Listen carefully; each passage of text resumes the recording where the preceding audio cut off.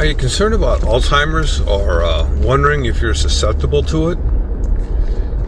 Are you concerned about short-term memory loss? All of a sudden you go into a room and you blank out and wonder why you're there. I want to talk about that today and see what the implications are and trying to address some of those concerns. Hi, I'm Dan and welcome to Mind, Body, Spirit, and Synchrony. And this is what we talk about here is the connection between the mind, the body, and the spirit. Everything starts in the mind, connects with our spirit, controls our body, and I say our bodies are the vessels which carry our spirits. We are spiritual beings.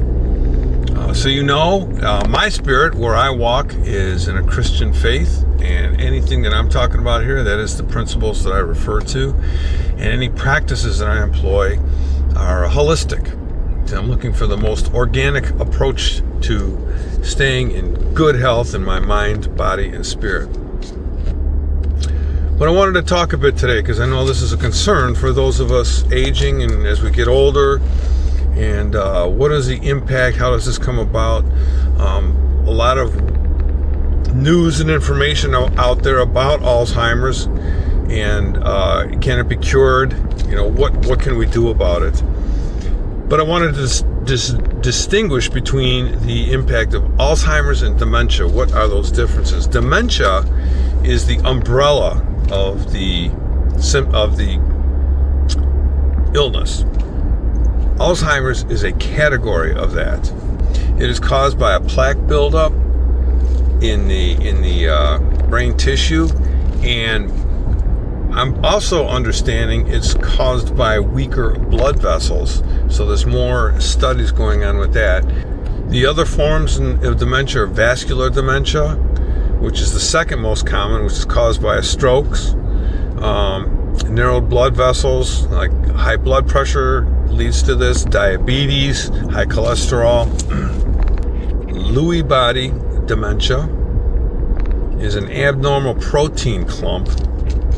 And this one can be a little different in that it causes visual hallucinations, and your walk becomes more shuffling.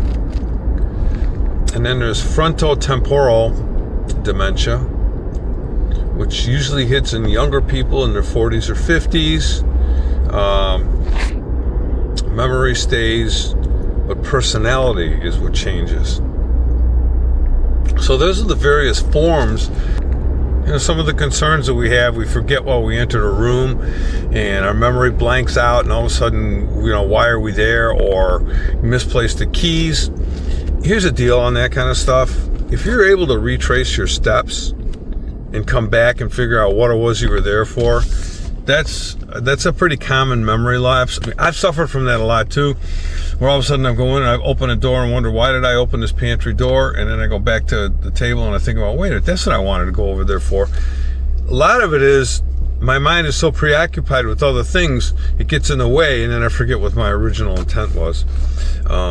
So it's not uncommon to have that occur. There are some simple things that we can put into play pretty much at any age that will help us alleviate the symptoms or remove us from the Alzheimer or dementia, certainly Alzheimer's effects anyway. The other cases, there are some things that certainly for the stroke condition type of Alzheimer or dementia, there are some things that you can do to continue healing, much as in a parallel to the Alzheimer's type. I wanted to touch on today some of the variations of dementia that occur, and genetics is also another part of that. Although there are still ways and methods that you can employ to remove yourself from the conditions of certainly Alzheimer's, and remove yourself from the vascular dementia, which is caused by strokes. There are things that you can put in play. And I'm going to get into that in the series. This is for number one in the series. I just wanted to, first of all, identify these different types of dementia. Then I want to get into what we can do in our mind, in our body, and our spirit to put roadblocks up.